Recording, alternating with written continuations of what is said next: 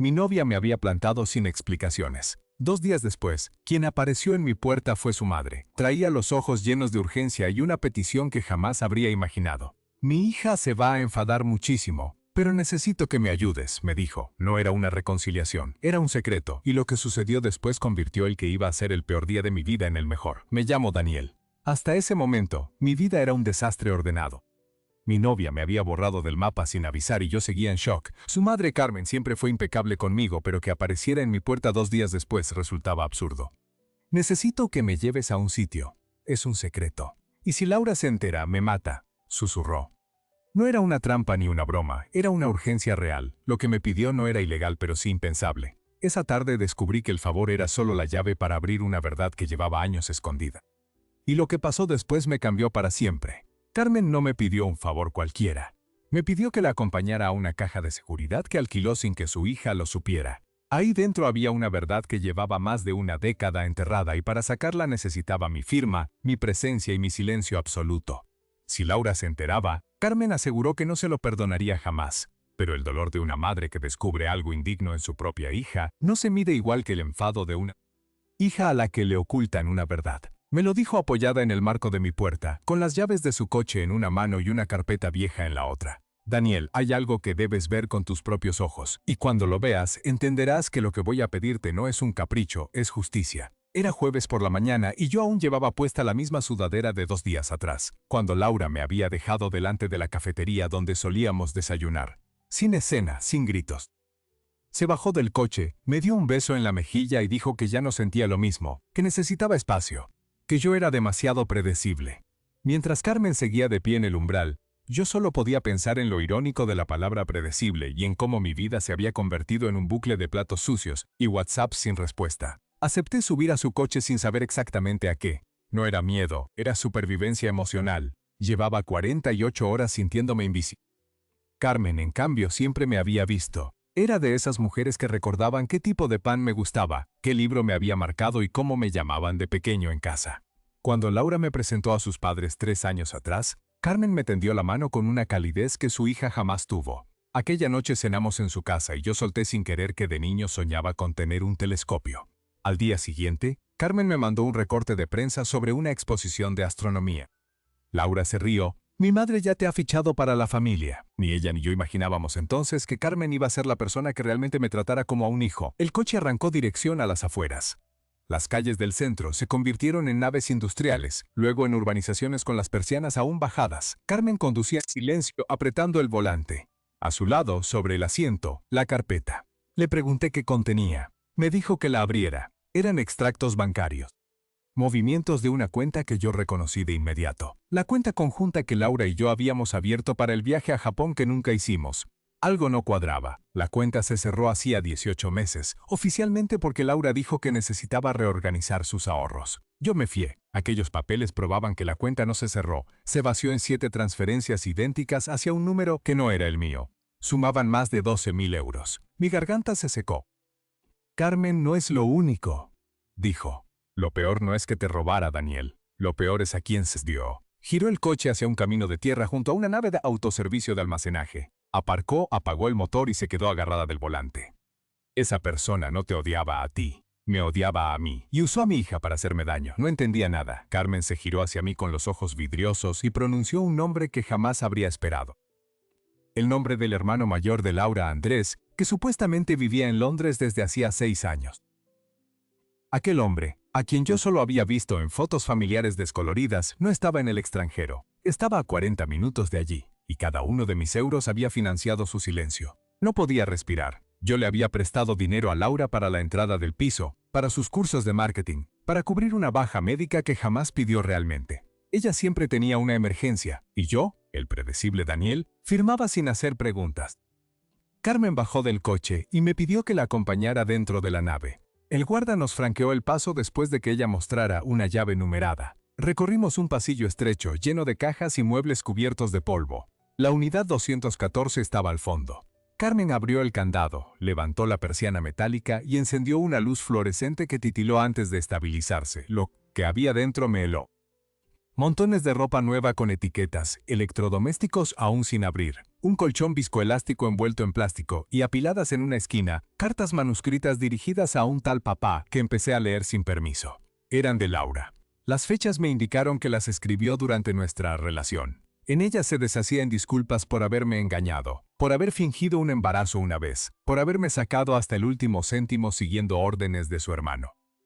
Andrés había convencido a Laura de que yo era un infiltrado de una empresa rival, un espía que quería quedarse con la pequeña herencia de su padre. Todo era mentira, pero Laura lo creyó, y yo pagué el precio de no ser lo bastante sospechoso para merecer la verdad. Carmen recogió una de las cartas y me la tendió sin decir palabra. La letra de Laura era inconfundible, redondas, con corazones en las síes. Aquella carta, fechada durante el verano en que yo le pedí matrimonio y ella dijo que no era el momento, detallaba cómo fingir un robo en casa para quedarse con mis ahorros si yo descubría algo. La traición era tan minuciosa que me provocó una carcajada seca, no por humor, sino por física incredulidad. Había compartido cama, llaves y futuro con una mujer que me consideraba un adversario. Esto es un delito, murmuré. Carmen asintió. Por eso te necesito. Andrés vuelve esta noche a por lo que queda. Cree que Laura lo guarda aquí sin que nadie lo sepa. Pero la que paga el alquiler de esta unidad soy yo, y lo que hay aquí dentro es la prueba de que mis 2 hijos me han estado mintiendo durante años. Pero no puedo denunciarlos sola. Necesito un testigo. Necesito a la única persona a la que han hecho el mismo daño que a mí. Se hizo un silencio denso, solo roto por el zumbido del fluorescente. Entonces Carmen me ofreció un sobre amarillo que sacó del interior de su bolso. Dentro están todas las pruebas que has visto y algunas más. Si las llevas ahora mismo a comisaría, Laura y Andrés duermen esta noche en un calabozo. Pero si esperamos 4 horas, puedes hacer algo mucho más valioso. ¿Más valioso que recuperar mis ahorros? Carmen sonrió por primera vez en toda la mañana.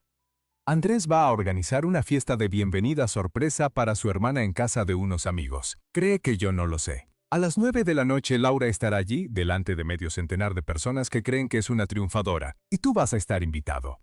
No como el novio abandonado, sino como el hombre que tiene en sus manos el poder de derrumbar su farsa en directo. Sacó un teléfono de su bolsillo y me mostró una conversación de WhatsApp.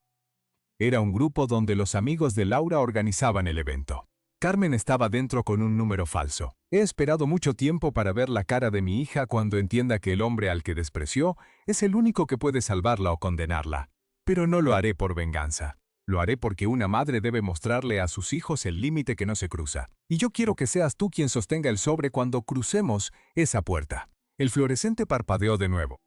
En ese momento, escuchamos un ruido metálico al final del pasillo. Pasos. Alguien más había entrado en la nave. Carmen agarró mi brazo y me pegó contra la pared, ocultándonos detrás de una montaña de cajas. Los pasos se acercaron. Reconocí la voz antes de verla, era Laura, y no venía sola. Esto iba a explotar mucho antes de las 9 de la noche. La voz de Laura resonó entre las paredes metálicas del pasillo. No venía sola. La acompañaba un hombre cuya respiración pesada delataba años de cigarrillos y prisas. Andrés. El hermano mayor, el supuesto exiliado en Londres, el cerebro de la estafa que había convertido mis ahorros en un colchón viscoelástico envuelto en plástico. Carmen me sujetó del antebrazo con una fuerza que no le conocía. Con la otra mano me tapó la boca. No hizo falta, yo estaba paralizado. Las cajas nos ocultaban casi por completo, pero la rendija entre 2 torres de archivadores nos dejaba ver el pasillo. Laura y Andrés se detuvieron a apenas 3 metros de nuestra unidad. Si abrían la persiana, nos encontrarían. Y lo que yo tenía en la mano era un sobre amarillo con pruebas suficientes para meterlos en la cárcel. Andrés encendió un mechero. La llama iluminó su rostro por un segundo, pómulos marcados, barba de 3 días, una cicatriz junto a la ceja que no aparecía en las fotos familiares. Se apoyó contra la pared y soltó el humo hacia el techo. No sé por qué narices has querido venir hoy. La fiesta es esta noche. Si aparece alguien. Laura lo interrumpió con ese tono seco que yo conocía demasiado bien. El mismo que usaba para decirme que no hacía falta que la acompañara al médico. Mamá ha estado rara estos días. Me ha preguntado por la cuenta conjunta. Dice que el banco le mandó un aviso. No sé cómo se ha enterado. Pero si ella ha encontrado este sitio, estamos muertos. Carmen apretó los dientes. Podía sentir la tensión en su mandíbula incluso sin verla. Andrés soltó una risa corta. Mamá no tiene ni idea. Llevo 6 años engañándola. ¿Crees que ahora va a despertar? ¿Y el idiota de tu ex? No va mujer mayor y sola. Le dejaste tirado en una cafetería y ni siquiera te ha bloqueado del WhatsApp. Ese chico está roto. Los rotos no denuncian. Respiré hondo por la nariz. Cada palabra era un martillazo en el pecho. Llevaban 6 años planificando esto. No era una venganza improvisada contra mí, era una operación contra su propia madre. Y yo había sido únicamente el instrumento para vaciar la herencia antes de que Carmen pudiera reclamarla. Laura suspiró. No lo subestimes. Daniel puede ser predecible, pero no es tonto. Y mamá lo adora. Sin unir fuerzas, un fontanero de 30 y pocos años y una viuda con ahorros, no me hagas reír. Esta noche movemos lo que queda. Has hecho bien en traer el camión de alquiler. Pero no cabe todo. El colchón, la lavadora, los muebles, necesitamos 2 viajes. Y el primer turno de vigilancia acaba a las 10. Después entra el perro. El guarda nos había mencionado un perro, un pastor alemán que recorre las naves de madrugada. Eso significaba que teníamos una ventana de tiempo limitada. Si queríamos pillarlos con las manos en la masa, debíamos actuar antes de la medianoche. Pero Carmen no se movió, escuchando cada palabra con la precisión de una mujer que llevaba años esperando ese momento. Andrés aplastó la colilla contra la pared de hormigón. La lavadora es lo de menos. Lo importante es la carpeta que guardaste en la unidad de al lado. ¿La has revisado ya? No he podido. Mamá cambió la cerradura del despacho la semana pasada. No encuentro la llave y no voy a forzarla delante de ella. Si se da cuenta de que estamos buscando el testamento, lo perdemos todo. El testamento. Se me heló la sangre. Carmen no me había hablado de ningún testamento. Cuando murió su marido, 3 años atrás, Laura me dijo que no había dejado nada, que la empresa estaba a nombre de los 2 hermanos y que Carmen se quedaba con el usufructo de la casa. Pero allí estaban, discutiendo sobre un documento que podía cambiarlo todo. Andrés maldijo en voz baja. Papá siempre fue un imprevisible. Seguro que dejó una cláusula para proteger a mamá. Si aparece, nos quedamos sin un céntimo, la herencia de la abuela, el fondo de inversión, la casa de la sierra, todo salta por los aires. Así que encuentra la carpeta, Laura, antes de que mamá la encuentre ella. O antes de que ese imbécil de tu ex se cruce en nuestro camino. No se va a cruzar, está en su casa llorando. Le conozco. Oírla decir fue como recibir un puñetazo en seco. La rabia empezó a diluir el miedo. Pero Carmen me clavó los dedos aún más fuerte, obligándome a quedarme quieto. No era momento de atacar, era momento de escuchar. Laura añadió en voz más baja, pero si mamá ha hablado con él, si le ha contado algo. Andrés la interrumpió con un gesto brusco. Entonces le haremos la misma propuesta que al contable. O silencio, a cambio de no meterle en un lío. A la gente corriente le aterra la policía. Se lo pensarán 2 veces antes de acusar a sus propios hijos. Carmen soltó el aire muy despacio. La palabra contable abría una puerta nueva. ¿De qué contable hablaban? ¿Habían sobornado a alguien más? Mi cerebro iba a toda velocidad, mientras ellos seguían hablando de horarios y mercancías.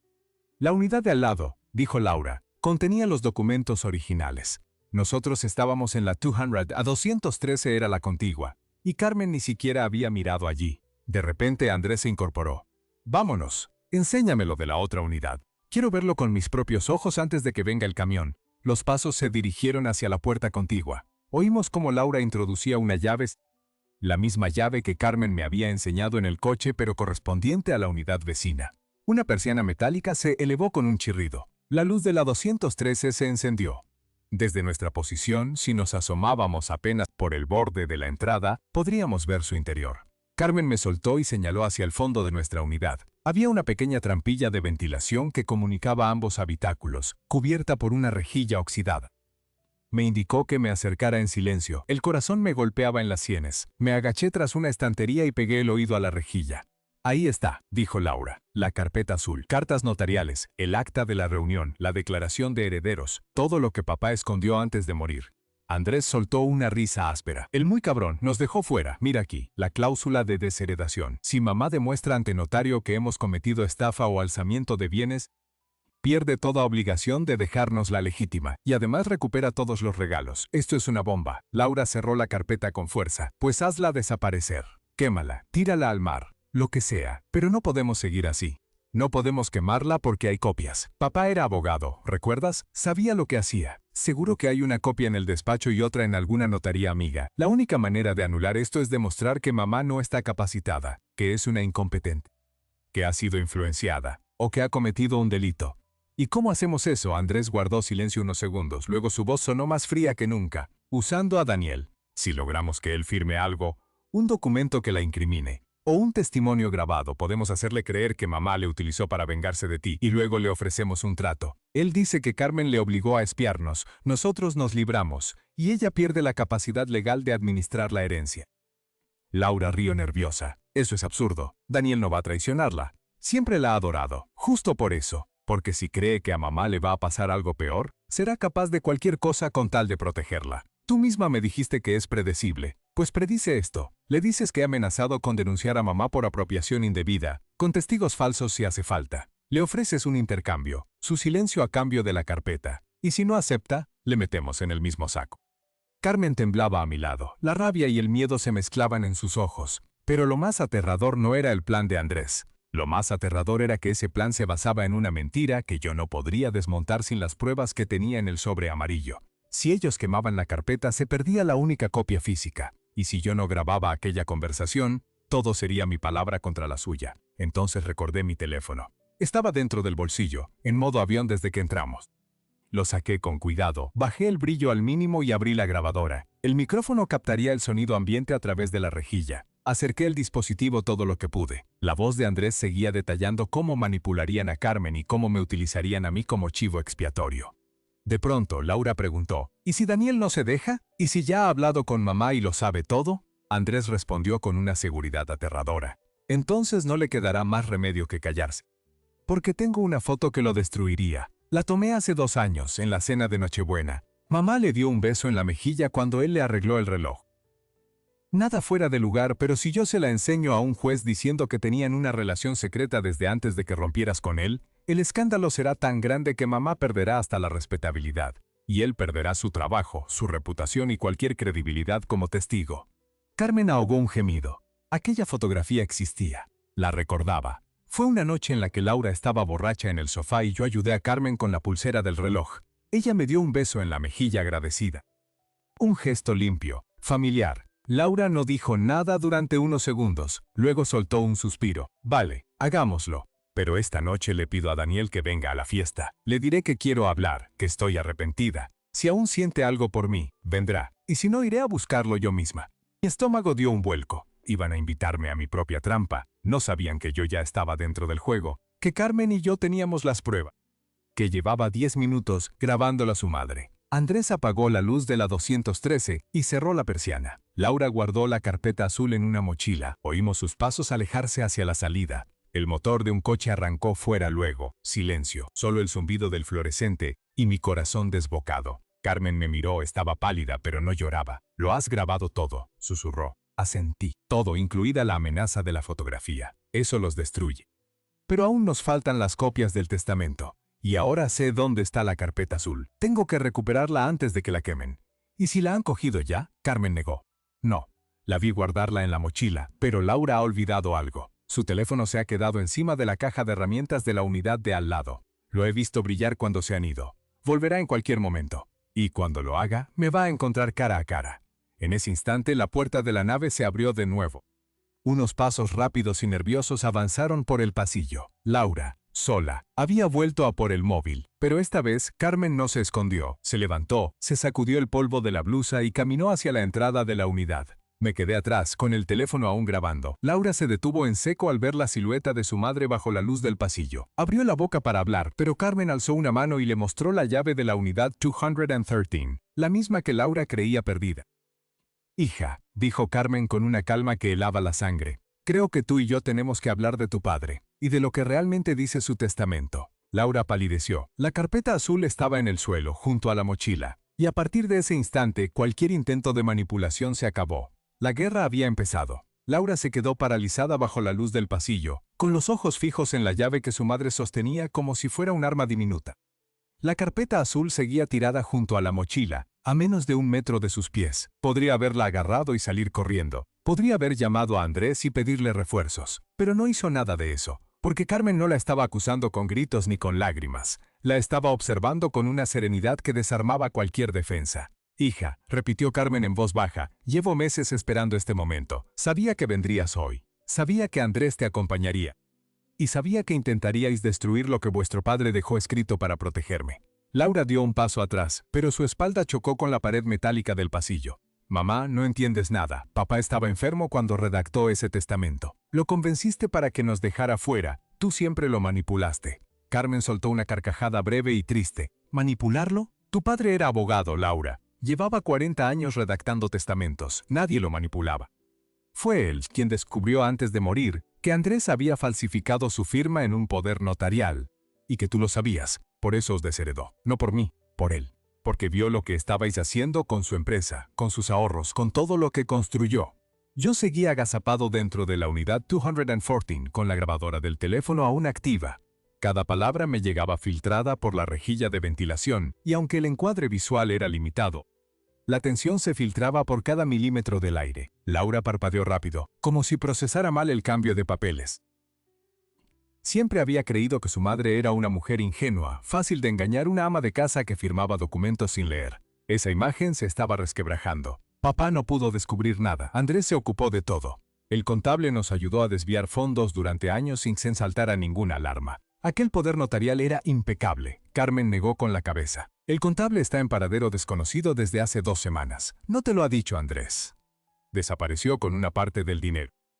Y dejó una carta confesando que lo obligasteis a manipular los balances trimestrales.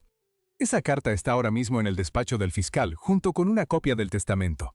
Laura abrió la boca, pero ningún sonido salió. La noticia del contable la golpeó como un mazazo. Andrés le había ocultado esa fuga.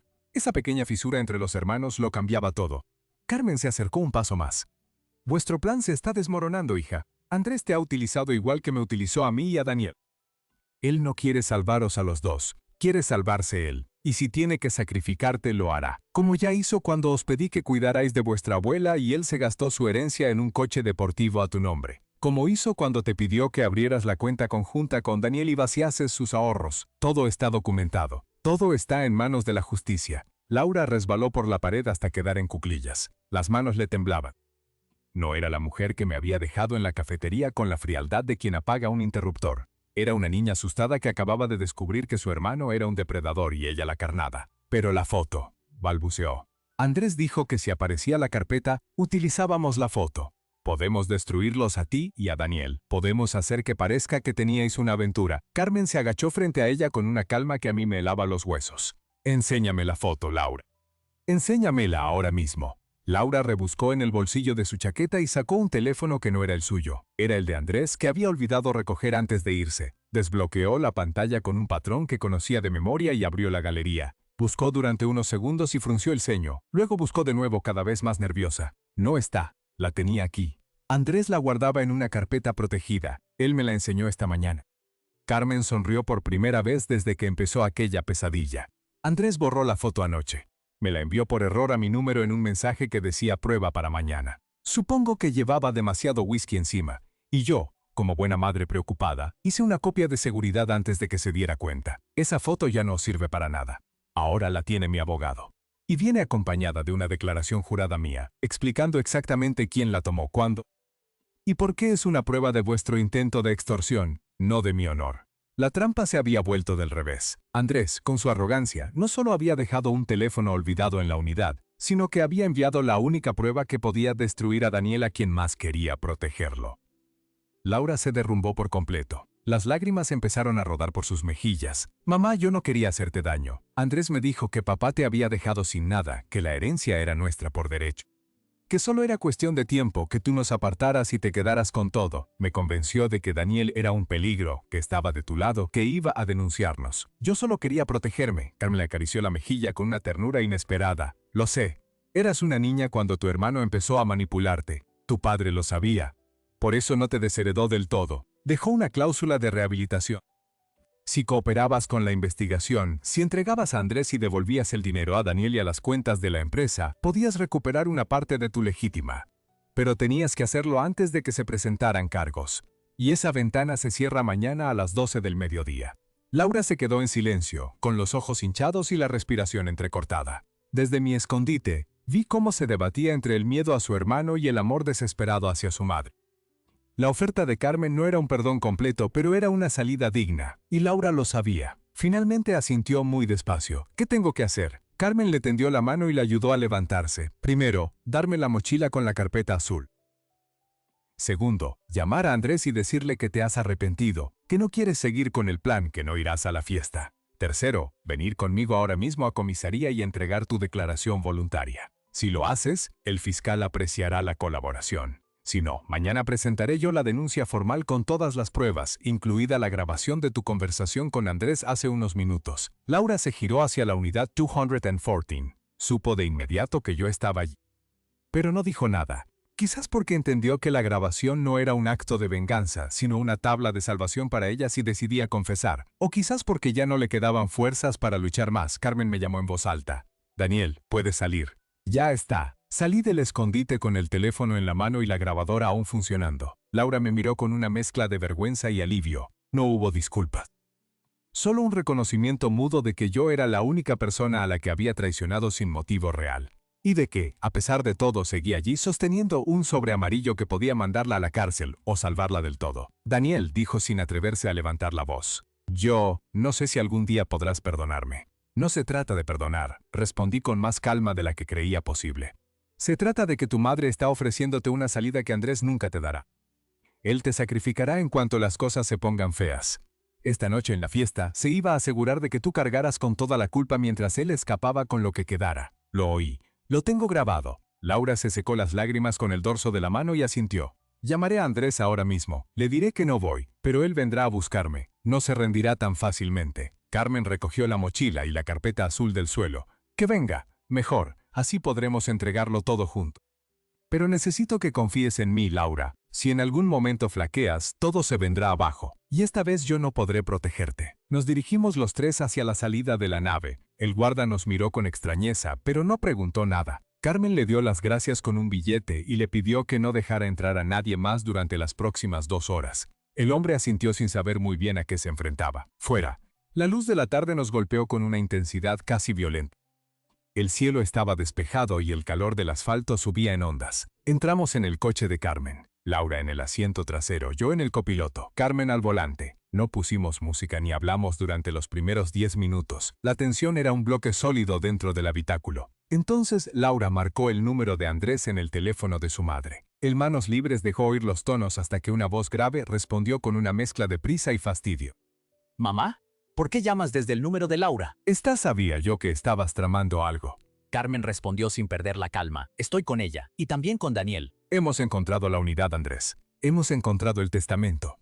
Y hemos grabado tu pequeña confesión de esta mañana. El contable, la foto, la amenaza de destruir a Daniel si no cooperaba. Todo. Al otro lado de la línea se produjo un silencio pesadísimo. Luego Andrés soltó una risa que parecía más un ladrido. No tienes nada. Las grabaciones sin consentimiento no valen en un juicio. Y la carpeta azul no es más que papel mojado si no hay notario que la certifique. Tengo el informe notarial que tu padre encargó 3 días antes de morir, replicó Carmen. Está sellado y registrado. Búscalo en el despacho todo lo que quieras, pero no lo encontrarás, porque ya no está allí. Lleva meses en la caja fuerte de mi abogado. Otra pausa, esta vez más larga. Laura me miró por el retrovisor interior y vi un atisbo de alivio en su expresión, como si cada nueva revelación la alejara un poco más de la influencia de Andrés. ¿Qué quieres, mamá? ¿Dinero? ¿Venganza? ¿Que te devuelva a Daniel como si fuera un jarrón que rompí? Ya te has quedado con la empresa, con la casa, con todo. ¿Qué más necesitas? Necesito que vengas esta noche a la fiesta de bienvenida de tu hermana. Te espero allí a las 9 en punto.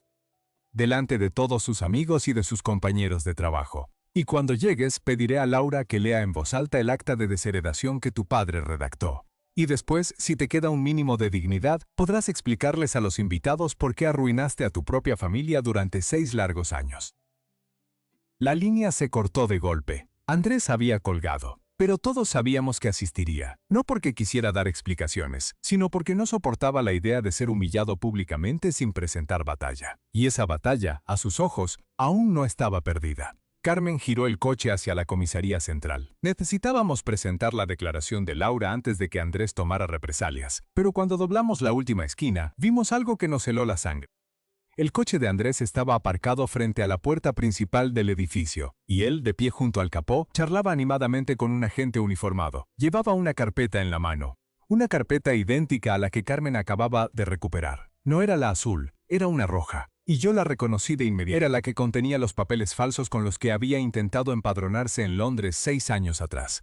Aquel documento no era una prueba contra Carmen, era una denuncia falsa contra mí. Andrés había ido un paso por delante y estaba a punto de presentar una acusación por acoso y allanamiento. Carmen frenó en seco, y yo supe, en ese instante, que la guerra no había terminado. Acababa de empezar la batalla definitiva, la que decidiría quién se sentaba en el banquillo de los acusados, y solo teníamos unas horas para evitar que Andrés nos tendiera una trampa que nos dejara sin libertad, sin herencia y sin el mejor día que Carmen me había prometido. Carmen no se detuvo a pensar. Giró el volante con un golpe seco, metió el coche en doble fila frente a la comisaría y apagó el motor. Andrés nos vio llegar por el retrovisor de su vehículo.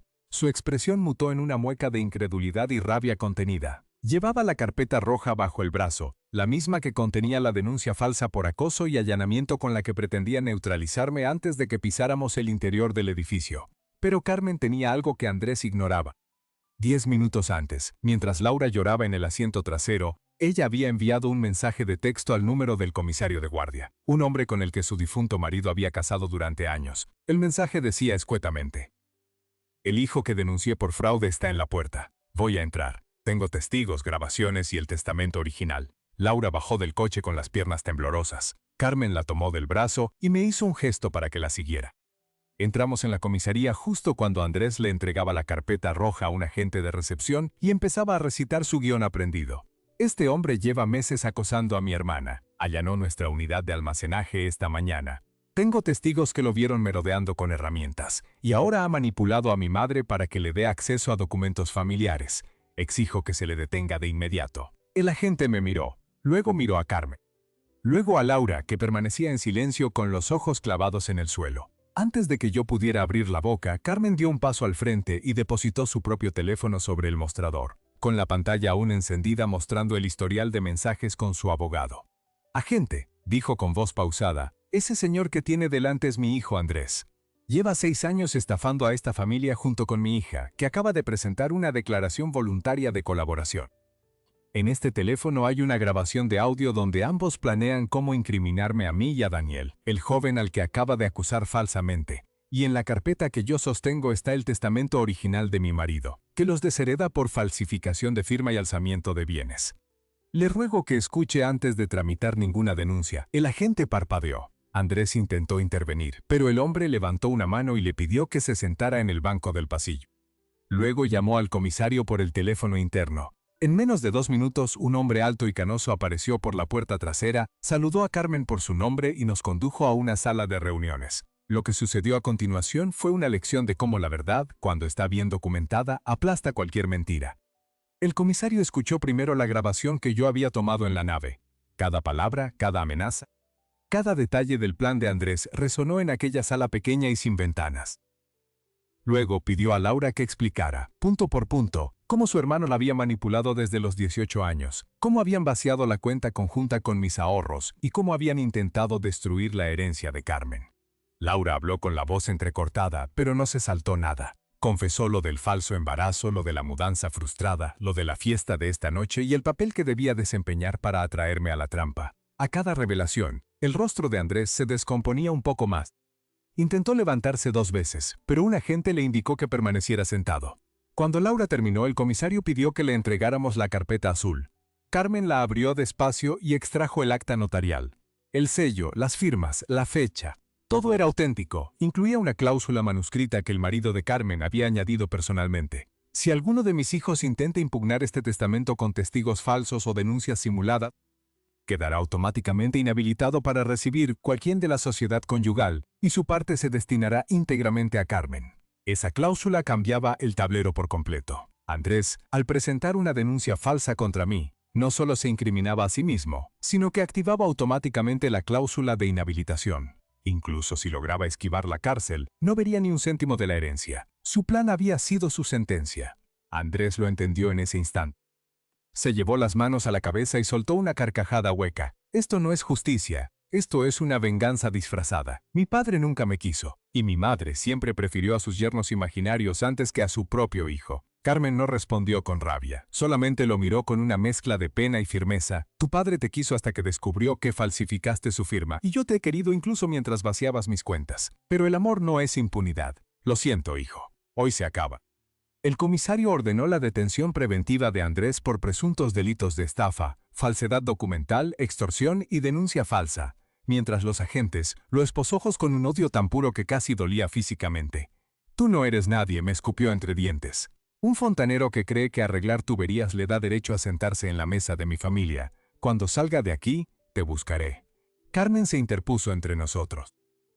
Cuando salgas de allí, Andrés, serás un delincuente con antecedentes, y si te acercas a Daniel, te aseguro que la próxima denuncia será por amenazas. No te queda nada. Se lo llevaron por un pasillo lateral. El sonido de sus zapatos sobre el linóleo se fue apagando hasta desaparecer. La carpeta roja quedó sobre el mostrador abierta, expuesta como lo que era, un conjunto de folios llenos de mentiras burdas, fotocopias manipuladas y testigos inventados. El comisario la recogió con asco y la metió en una bolsa de pruebas. Laura, por su parte, firmó su declaración voluntaria. El fiscal de guardia aceptó la colaboración y acordó que si se mantenía limpia durante el periodo de prueba, se le reduciría la pena a una falta leve. No era un perdón, pero era una oportunidad. Carmen la abrazó al salir de la sala, y por primera vez en muchos años, Laura apoyó la cabeza en el hombro de su madre y lloró sin defenderse. Salimos de comisaría cuando ya había anochecido. El aire olía a tierra mojada y a jazmín. El coche de Andrés seguía aparcado allí, con la ventanilla bajada y una bolsa de ropa en el asiento trasero. Nadie lo movería hasta que llegara la grúa. Carmen me pidió que condujera yo. Ella se sentó en el asiento del copiloto, Laura en la parte de atrás, agotada. Durante el trayecto no hablamos de testamentos ni de denuncias. Laura se quedó dormida con la mejilla apoyada en el cristal. Carmen miraba por la ventanilla la ciudad iluminada y de vez en cuando sus dedos rozaban mi mano apoyada en el cambio de marchas sin ninguna intención, solo como quien verifica que algo sólido sigue en su sitio. Cuando dejamos a Laura en su piso, le prometió a Carmen que no intentaría contactar con Andrés. «Necesito tiempo», dijo, «y quizás un psicólogo». Carmen le dio un beso en la frente y le prometió que no la dejaría sola. Después me llevó a su casa. Insistió en que me quedara a cenar. No por romanticismo, sino por gratitud. Has sido el mejor aliado que podía tener. Sin ti, no habría podido grabarlos. Sin ti, Laura quizás no habría confesado. Me has devuelto algo que creía perdido. Entramos en la cocina y preparó una tortilla de patatas mientras yo ponía la mesa. El gesto era casi ridículo, tan doméstico, tan normal, que estallé en una carcajada. Llevaba 2 días atascada. Carmen me miró con extrañeza y luego rió conmigo. La tensión acumulada se deshizo entre los dos como un nudo que cede. «Eres exactamente lo que Laura nunca supo valorar», dijo removiendo la sartén. Tranquilo, atento, con un corazón que no hace ruido pero que lo sostiene todo. Mi hija buscaba emociones fuertes y se perdió lo único que da estabilidad, la capacidad de estar sin representar un papel. Me quedé callado un instante. Esas palabras eran el eco exacto de lo que siempre había deseado oír, y Carmen las pronunciaba sin cálculo, sin esperar nada a cambio, solo porque era verdad.